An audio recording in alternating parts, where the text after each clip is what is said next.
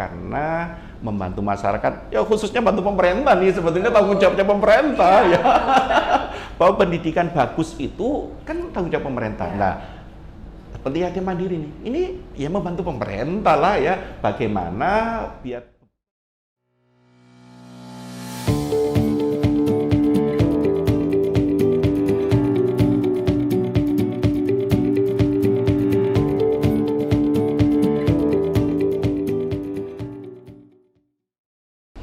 Assalamualaikum warahmatullahi wabarakatuh.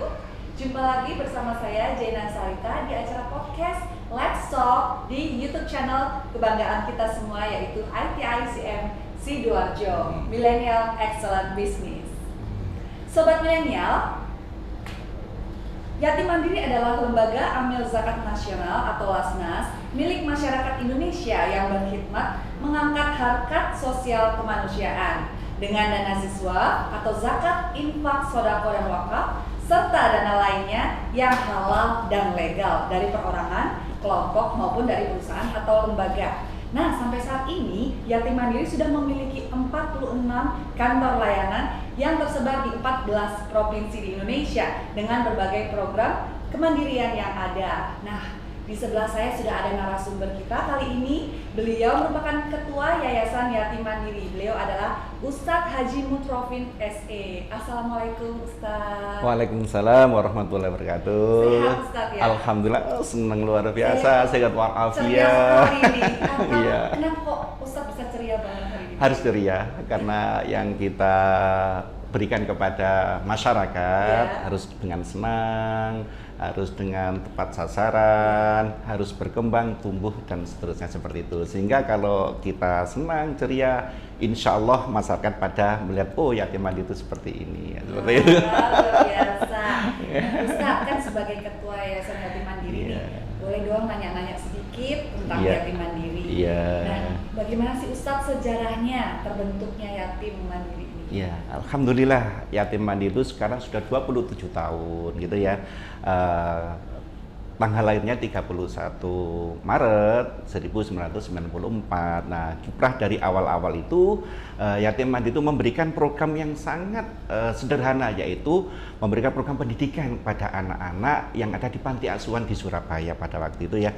Jadi ada program pendidikan khususnya diniyah, ya, program ngajar ngaji diniyah. Di situ ada juga program menunjang program formalnya, ada les bahasa Inggris, les matematika. Nah, terus berkembang waktu itu Yatim Mandiri 94 dan seterusnya itu meningkat, juga memberikan program sembako ya, ada beras, ada gula, ada tepung, ada susu, dan lain sebagainya diberikan kepada anak-anak yatim yang ada di panti asuhan Surabaya. Nah, terus perkembangan Yatim Mandiri karena donasinya sinergi dengan masyarakat, para donatur tumbuh, berkembang sehingga bisa menambah program lagi, yaitu berupa beasiswa kepada anak-anak SD, SMP, SMA. Tapi masih belum ada sekolah formal. Yatim Mandiri masih memberikan beasiswa pada anak-anak. Masih berupa sekolah non formal? Iya, sekolah non formal, memberikan santunan kepada anak-anak yatim yang ada di Surabaya dengan panti asuhan yang kurang lebih ada 100 panti asuhan pada waktu itu ya. Nah, saya masuk di Yatim Mandiri tahun 2000 dan tahu persis bagaimana situasi kondisi panti asuhan. Nah, sehingga saya lebih semangat juga, apalagi yang sekarang Yatim Mandiri sudah punya program formal pendidikannya. Wah, yes, harus tumbuh dan berkembang. Seperti itu Mbak Jena. Ya. Kalau boleh tahu nih Ustadz, kenapa kok namanya Yatim Mandiri? Ya, alhamdulillah sesuai dengan awal cita-cita para leluhur, para pendiri yang sudah almarhum ya, ada Ustadz Hasan Sadli, ada Ustadz Syahid, ada Ustadz Muhammad Hasim. Nah, para pendiri dan yang sekarang masih segar bugar sehat, Ustadz Sumarno itu salah satu pendiri Yatim Mandiri ya. Nah, beliaunya ini bagaimana ya anak-anak ini bisa mandiri, anak-anak ini setelah lulus SLTA itu bisa tidak tergantung orang lain kan gitu ya, sehingga yayasan ini apa ya tepatnya ya, sehingga seperti kayak meniru Bank Mandiri kayaknya. akhirnya yatim mandiri. Tujuannya agar anak-anak yang dibina oleh yatim mandiri itu anak-anak bisa tumbuh berkembang tidak merepotkan orang lain kalau sudah dewasa. Mungkin seperti itu, Mbak Jena. Menjadikan anak-anak menjadi lebih mandiri. Lebih mandiri seperti itu. Ya, sesuai dengan namanya yatim Iya, mandiri. yatim mandiri. Terus Ustaz kan tadi Ustaz udah mention ya, programnya itu pendidikan. Ya. Terus ada program beasiswa, Ya. program sembako. Mungkin Ya. ada program-program lain? Ya, alhamdulillah. Yatim mandiri ini didirikan itu berdasarkan dengan legalitasnya ya.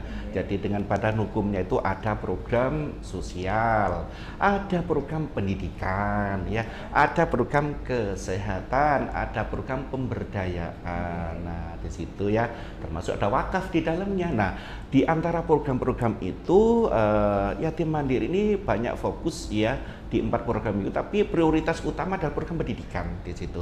Karena dengan pendidikan ini anak-anak itu bisa tumbuh, bisa berkembang sesuai dengan yatim mandiri. Anak nanti akan bisa mandiri di situ dengan ilmu yang diberikan oleh program-program yatim mandiri.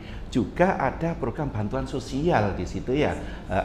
Ada program bantuan sosial itu pemberdayaan kepada masyarakat yang duafa kan gitu ya. Ada program pemberdayaan pertanian, peternakan. Nah, di situ ya, sehingga ada pendampingan para petani, pendampingan dengan para peternak di situ, sehingga pemberdayaan ini bisa tumbuh juga berkembang. Juga program kesehatan ya, program kesehatan ini khususnya anak-anak yatim nih, apalagi dengan situasi kondisi yang hampir 2 tahun nih ya COVID itu. Nah, yatim mandiri ini apa sih yang diberikan kepada ini ya asnafnya, khususnya asnaf yang yatim yang sakit. Alhamdulillah yatim mandiri waktu COVID pertama ya, itu tahun 2020 itu memberikan sembako kepada orang tua yang terdampak COVID di situ ya. Di mana itu Ustaz? Iya. Kalau boleh tahu? Ada di seluruh cabang ya, ada sebetulnya 47 cabang Mbak 47, Jena. wah. Iya, 47 cabang ya, mulai dari Medan, ada Palembang, Lampung, ada Samarinda, Balikpapan, Makassar, Maros, di Denpasar juga ada nih, Bali. Dan seluruh Jawa. Paling besar itu masih di Surabaya, karena yatim mandiri itu cikal bakalnya di Surabaya, Mbak. Sehingga bisa tumbuh berkembangnya di cabang Surabaya ini, sehingga bisa merembet di Sidoarjo. Bersyukur ada program yang luar biasa nih di Sidoarjo, pendidikan formalnya ya. Ada SMP, SMA, ada ITCM ini, ada setelah ini program masjid juga. Nah, ini bersyukur ya, kurang lebih berapa tahun ya di sini, mungkin ada 8 atau 9 tahun mungkin ya di Sidoarjo ini, dan tumbuh berkembang seperti ini. Subhanallah, ini semuanya kita bersinergi, kita berkolaborasi dengan masyarakat yang ada, khususnya para perusahaan nih ya. Juga di dalamnya para SDM-nya ini harus kokoh, kuat, tumbuh bersama, termasuk Mbak Jena nih, bagian dari yatim mandiri.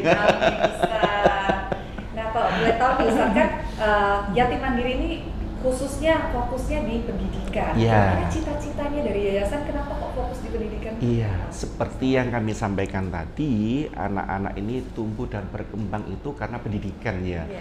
Jadi biar anak-anak, khususnya anak-anak yang yatim itu ya bisa sepadan dengan anak-anaknya yang utuh, orang tuanya masih utuh ya, ayahnya masih sehat, bundanya juga masih sehat. Nah, yatim mandiri ini memberikan program pendidikan ini khususnya pada anak-anak yatim ini agar mindset ke depannya itu, saya itu bisa mandiri, saya itu bisa berikhtiar, berusaha, tidak merepotkan orang lain nih. Kalau sudah dewasa ya, pastilah anak-anak ini tumbuh berkembang dewasa, dan nantinya pasti juga menjadi pemimpin nih, paling tidak pemimpin sendiri kan, itu jadi sendiri, sehingga tidak banyak merepotkan orang lain. Itu cita-cita yang luhur dari yatim mandiri itu, Mbak.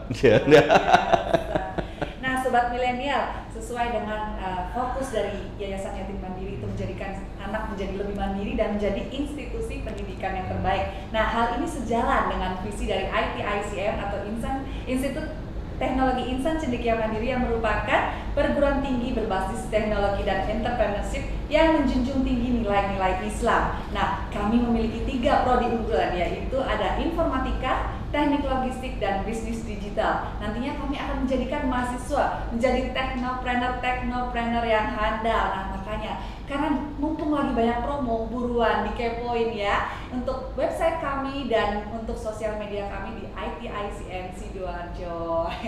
Balik lagi nih Ustadz. Nah, seperti yang kita tahu di Indonesia ini kan banyak sekali ya yayasan-yayasan yang tumbuh dan sudah berkembang. Menurut Ustadz itu apa dampak positif dan negatifnya? Iya, sebetulnya yayasan didirikan itu kan untuk membantu masyarakat yang membutuhkan ya. Jadi seperti Yatim Mandiri ini kan membantu masyarakat yang membutuhkan bantuan dari Yatim Mandiri. Sebetulnya yayasan-yayasan itu kan banyak yang punya program pendidikan ya. Contoh mohon maaf kayak Badan Amil Zakat Nasional juga punya sekolah, punya program pendidikan sendiri. Termasuk rumah zakat kan gitu ya, ada program pendidikannya. Dompet Duafa juga punya program pendidikannya. Bahkan yang di Jawa Timur nih, Nurul Hayat nih ya kan. Nah, itu juga ada program pendidikannya, termasuk Yatim Mandiri ya. Jadi seperti yang disampaikan Mbak Jena ini ya, jadi Yatim Mandiri juga sama ya, bahwa program pendidikan itu adalah program yang menjadikan unggulan lah dari seluruh yayasan-yayasan yang ada, termasuk Yatim Mandiri ini ya. Masyarakat itu melihat apa sih program Yatim Mandiri itu ya. Nah, kalau saya melihat 70% itu kan banyak di program pendidikannya kan di situ ya. Ada beasiswa tadi itu mulai SD, SMP, SMA, perguruan tinggi juga ada ya. Bahkan program vokasi ya, program keahlian Mandiri Entrepreneur Center. Nah, di sini anak-anak itu digembleng bagaimana anak-anak ini mempunyai jiwa apa yang seperti ITCM program pendidikan yang berbasis Islam dan entrepreneur kan di situ. Nah, di sini anak-anak di samping belajar juga menumbuhkan jiwa entrepreneurnya, usaha. Nah, di situ ya. Sehingga anak-anak ini sejak dini sudah mengenal jiwa entrepreneur, jiwa usaha ya. Nah, di situ. Nah, nanti cita-cita yang bagus ini dikelola oleh ITCM ini dengan baik. Handal, saya yakin, seyakin-yakinnya. Seperti saya 22 tahun nih di Yatim Mandiri itu. Cukup lama ya Ustaz ya. Mbak Jena masih unyu-unyu.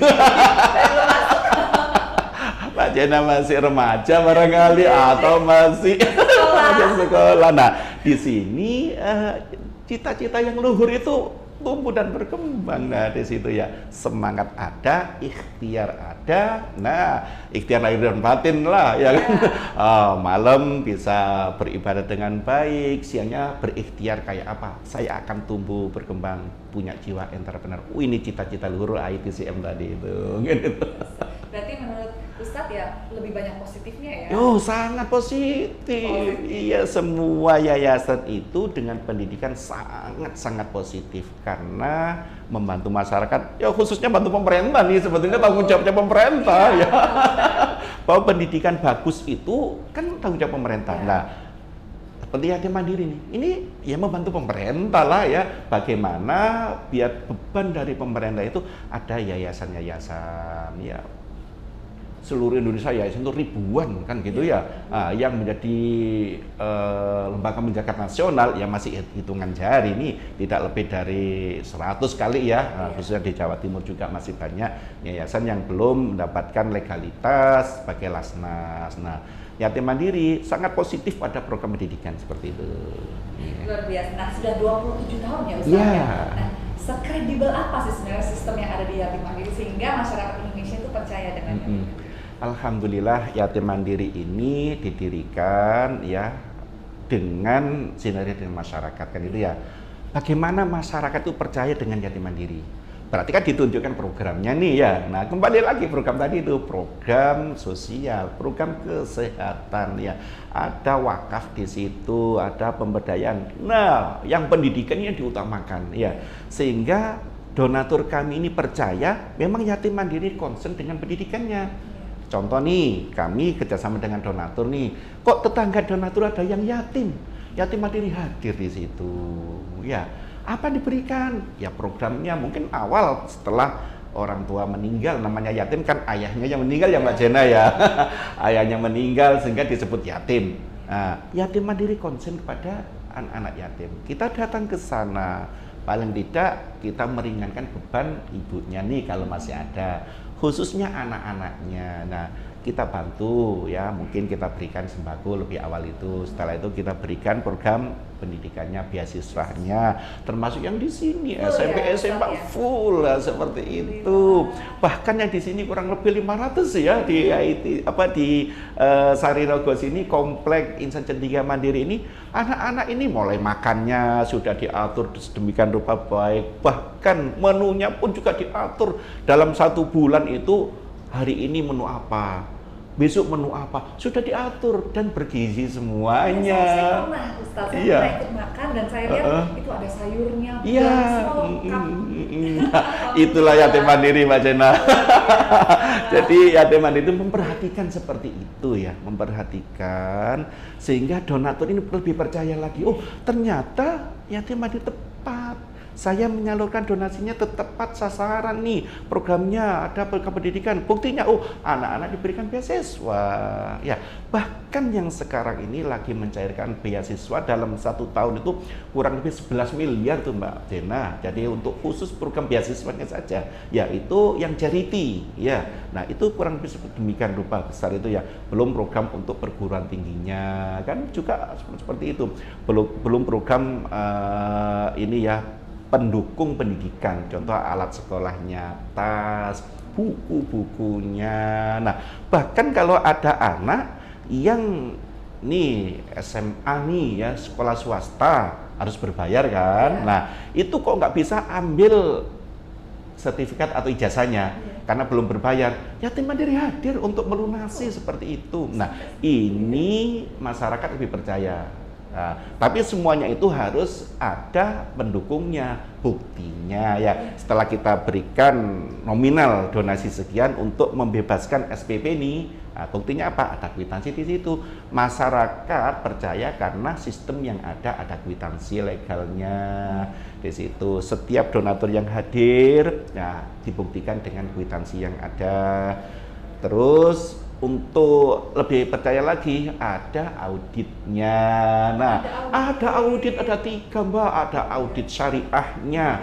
Bagaimana yatim mandiri seperti Mbak Jena sampaikan tadi, dana yang masuk halal baik, yang dikeluarkan juga baik. Di situ ya. Nah, akhirnya ada audit syariah nih. Apa? Ya, dari mana donasi ini digunakan atau dibelanjakan untuk apa? Di situ sesuai dengan asnafnya ya, ada asnaf fakir, miskin dan seterusnya kan. Nah, di situ sesuai, bahkan audit syariah yatim mandiri dapat nilai terbaik tahun 2020 itu ya, sampai ada nilai A+, nggak tahu plusnya. Nah, itu. Yang kedua, ada audit internal Mbak Jena ya. Jadi yatim mandiri 47 cabang itu setiap hari tim keuangan kami ini mengaudit cabang-cabang. Jadi perolehannya berapa, digunakan untuk apa, sesuai nggak dengan arahan-arahan dari pusat nih. Nah, alhamdulillah sesuai ya. Nah, yang tidak kalah penting adalah audit eksternal. Bersyukur berturut-turut 7 kali atau 8 kali itu ada WTP, dan itu yang menjadi kebanggaan kami. Nah, ini kami sampaikan pada khalayak umum juga. Nah, di situ sehingga para donatur sinergi dengan perusahaan dan seterusnya dibuktikan dengan yang seperti itu, sehingga kepercayaan masyarakat pada yatim mandiri lebih oke. Gitu. Ustadz, ini mau nanya lagi nih kan, Ustadz panggil papa aja lah, jangan bulan... Ustadz. Ustadz nanti saya kayak Mbak Jena nih, jadi Ustadz nanti jadi dosen kayak Mas Riko. Udah dari tahun 2000 ya? Iya. 2000. Nah, itu kira-kira tantangan terberat Ustadz ketika berada di Yayasan Yatim Mandiri itu? Jadi saya di Yatim Mandiri itu seneng banget ya. Saya di yatim itu senang, mungkin itu jiwa saya juga ya, jiwa dari mulai kecil. Selalu tersenyum kalau iya. saya lihat, ya. mulai dari awal saya harus senang dengan yang lainnya, sehingga saya tidak kepingin merepotkan orang lain lah seperti itu. Walaupun rasanya apa, itu tetap yang saya temuin itu harus senang lah. Nah ini ya, saya di Yatim Mandiri tahun 2000 itu memang kalau tantangan beratnya sih nggak seberapa sih, lebih banyak senangnya ya.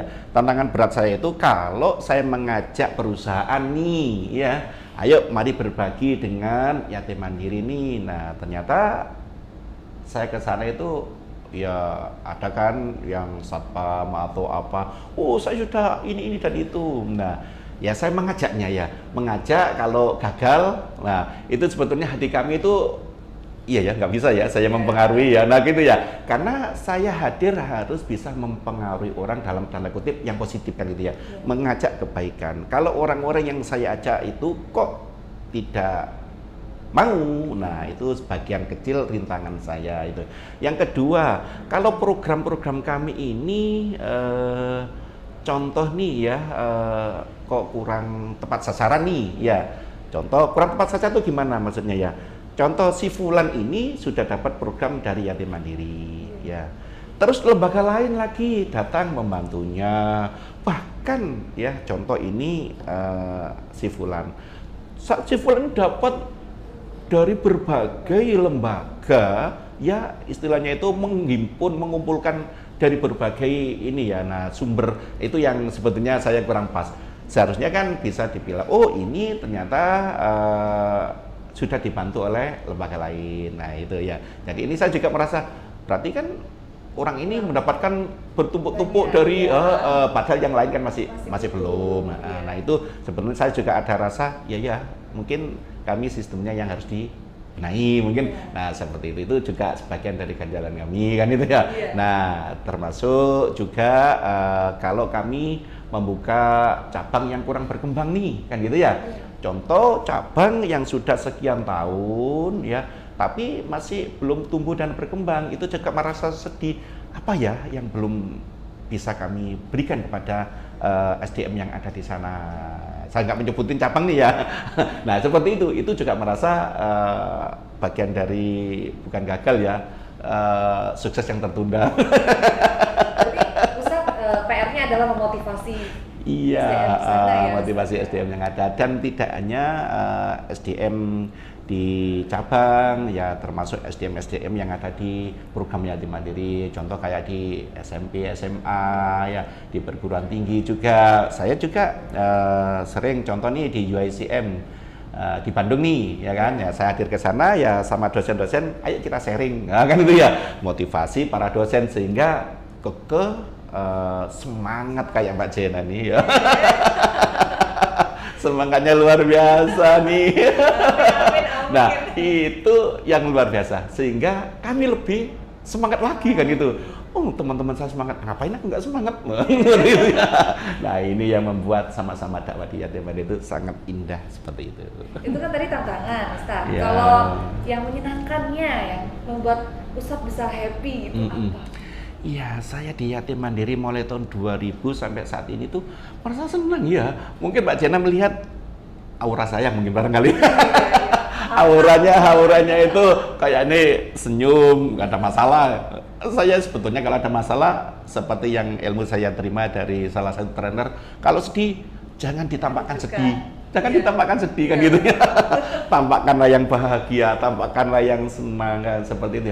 Jadi Yatim Mandiri merasa senang terus itu ya.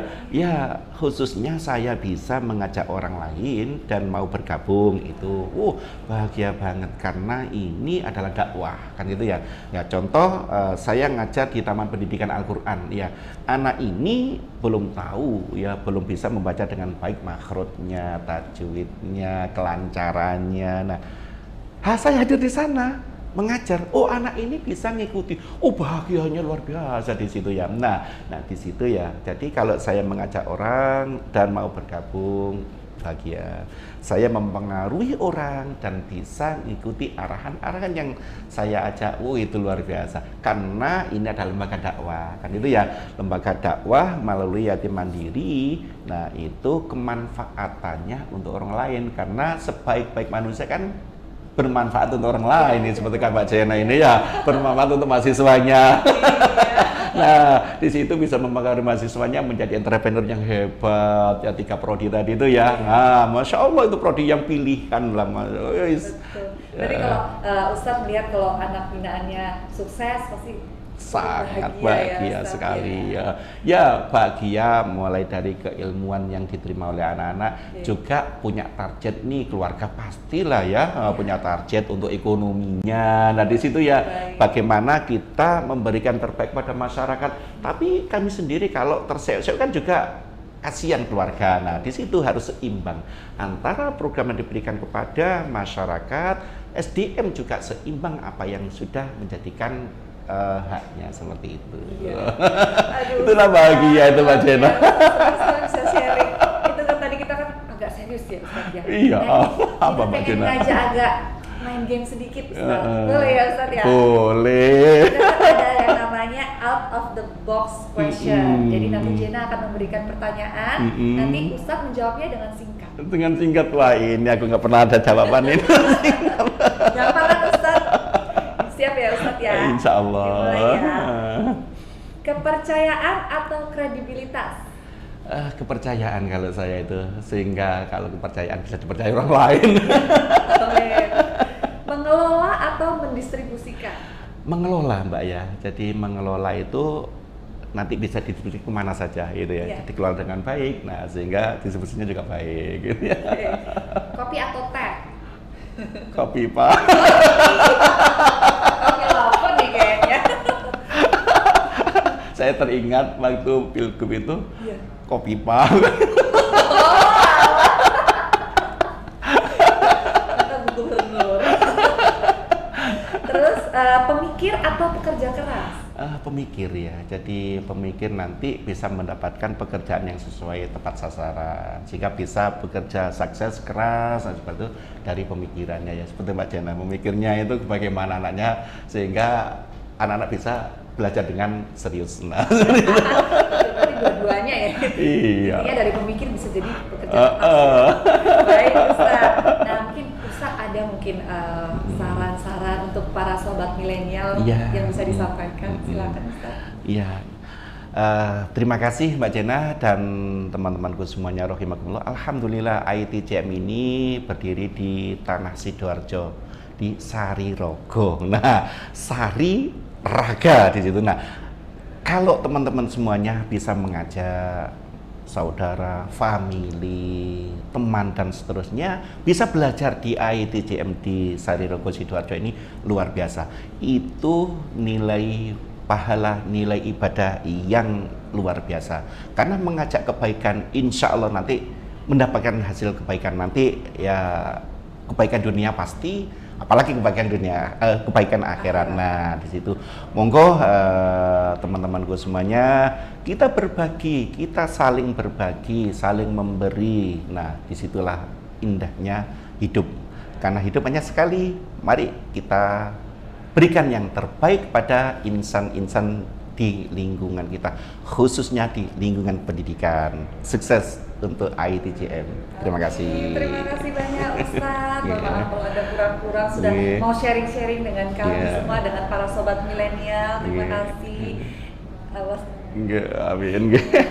Baik, itu tadi narasumber kita Ustadz Muhafin yang ternyata luar biasa, milenial juga ternyata ya, dan gaul juga ternyata. Nah, jangan lupa saksikan terus Let's Talk di YouTube channel ITICM Sidoarjo, karena nantinya bakal ada narasumber-narasumber yang nggak kalah kerennya dengan Ustadz Muhafin ya. Ya, sampai jumpa lagi. Saya Jena Sarita, pamit undur diri. Wassalamualaikum warahmatullahi wabarakatuh. Waalaikumsalam warahmatullahi wabarakatuh.